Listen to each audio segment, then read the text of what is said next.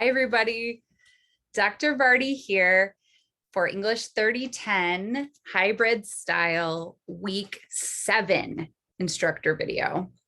So this week we started having our one-on-one conferences. And for those of you who've already met with me, I hope that you are getting as much out of these meetings as I am. It's so fun to talk about research and to feel like you can bounce ideas off of each other.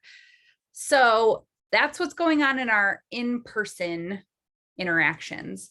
In our online work this week, we are mainly getting project 2 finalized. So you'll be doing peer review of your videos this week, and you'll be turning in your final conference presentations. There's also a Bazerman perusal assignment, so don't forget that. Even though we're finishing up project 2, it will help you to think forward to project 3 as you work with this Bazerman text. Yes, another Bazerman text, I know.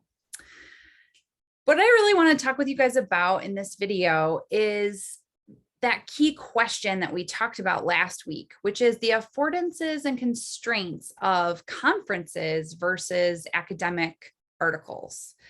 So I thought it would be kind of useful. I know I mentioned to you guys that I'm preparing to present at a national conference, which is fully online this year. It's called CEAS. It's the Conference on College Composition and Communication. Say that 5 times fast. But in this presentation, I'm doing a lot of the same moves that I'm asking you guys to do in project 2. So I thought maybe I could talk about my process, and in so doing, kind of talk through some of those affordances and constraints for both mediums of academic discourse.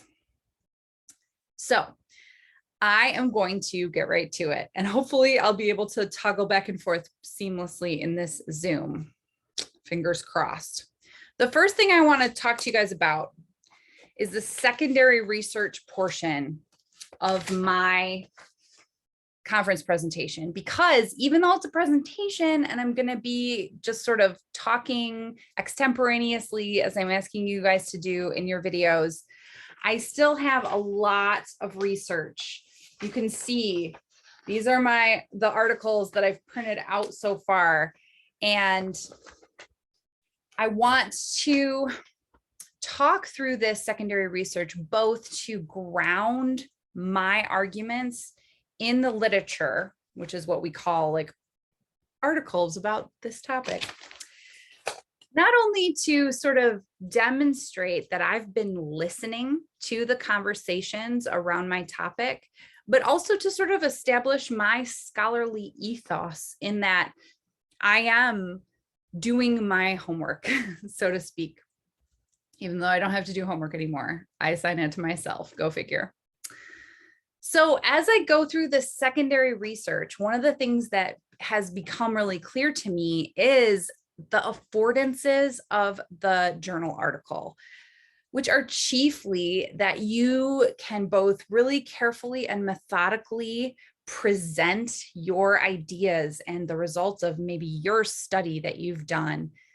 You ground yourself in your secondary research. You demonstrate that you are also a scholar who's been listening to the conversation.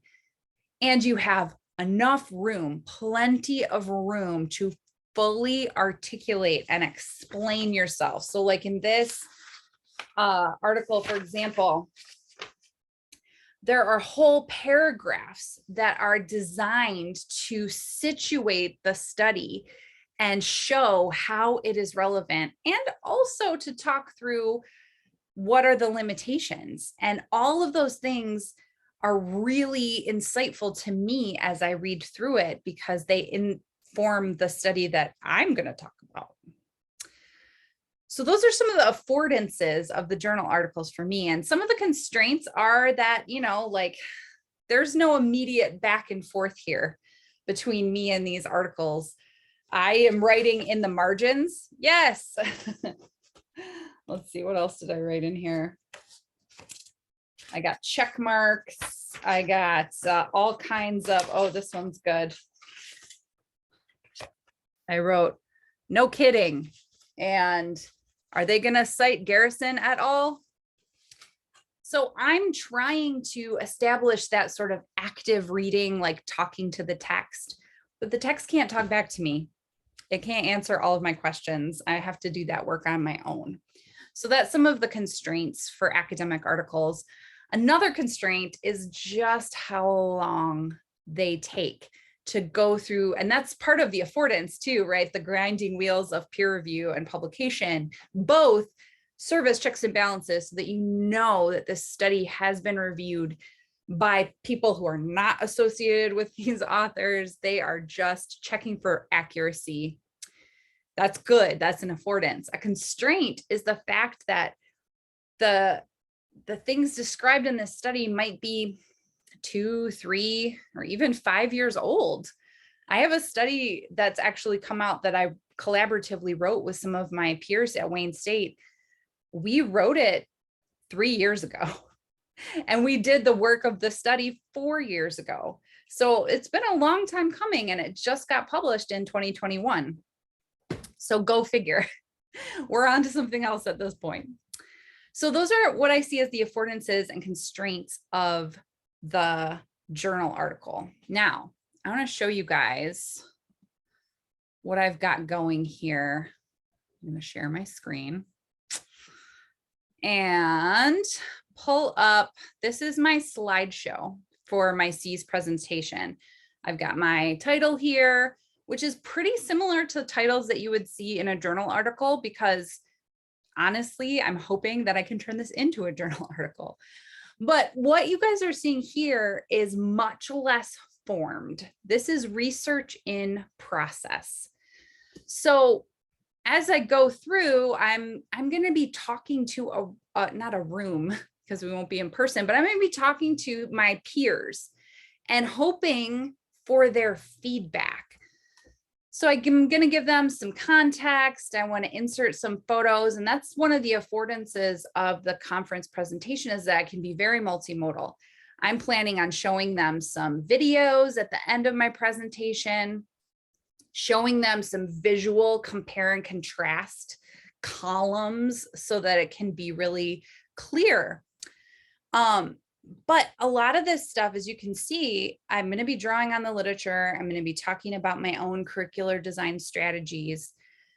But this is not a fully formed article draft yet. This series of ideas exists in my mind, in my experience from my own practice, and on these slides.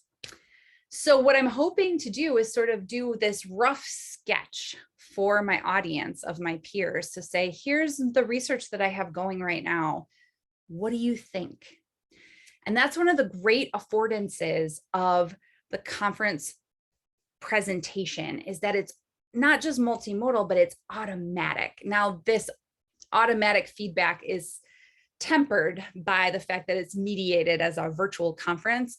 So folks can type comments and questions into the, chat room where my video will be posted. But when we're in person, a conference presentation is just a group of people who have traveled to this city because we love what we do and we want to learn more about it. And we sit in rooms while each other presents their research in progress, and then we get really excited or really critical, and we ask a lot of questions about each other's research. And the design is supposed to then push the research forward. So that's one of the great affordances of the conference presentation. However, this brings with it a necessary constraint, because as you can see, I've got slides with very little text. I'm going to be relying on my ability to articulate clearly, which I hope is finally honed from years of teaching, but yet I don't have the space. Even when I talk about all this literature, I can't share all of my notes. I can't share every bit of every article that I've highlighted. It would just take too long. There's a time constraint, as you guys are going to be working with in your videos. And so all of these things kind of come together to show strengths and weaknesses to these two different genres. And I guess that's kind of the takeaway here, is that even within a discourse community, we use different genres for different purposes, different things we want to accomplish. And sometimes, at least for me, at different points on my research trajectory. So I want a lot of big picture feedback when I'm still in the process of doing this research, because when I get to the point where I want to write an article and put it out there for maybe a wider audience, I want it to be as strong as it can be, which is why we give feedback in the first place, which is a great segue into one of your assignments this week, which is, yes, peer review. So I just want to remind you guys, peer review for your videos means you won't be able to actually go into the video and make comments in the margins, because that's not how videos work. But I do still want you to give feedback on all 3 orders of concern. And we practice this with websites because that's also a place where you can't really give marginalia comments. Look at your friends' videos, watch them, and then give them some feedback on their higher order concerns. How's the video working? Were you able to follow the main point? Did you get what their claim was going to be, or their question, or whatever? Middle order concerns. How are things looking on the slides? Are your friends' slides too densely packed with words? Are there too few words? What did you need as a listener and as a reader of this visual genre to help keep you engaged visually and audibly? And lower order concerns. Were there any spelling errors on the slides? Were there any moments where you couldn't hear the audio? Stuff like that would be really good to give feedback on when you're doing peer review this week. All right, I think that's all I have for you for this instructor video. You'll notice that there is another video about how and why to give Ignite presentations. We talked about this. You can choose to do an Ignite presentation if you fancy it. If not, just watch that video and see if there are any strategies or tips that you can embed into your own video. All right, guys, it's very snowy out. I will continue to see you in our one-on-one conferences. Everyone stay warm, and I'll see everybody in next week's video. Bye.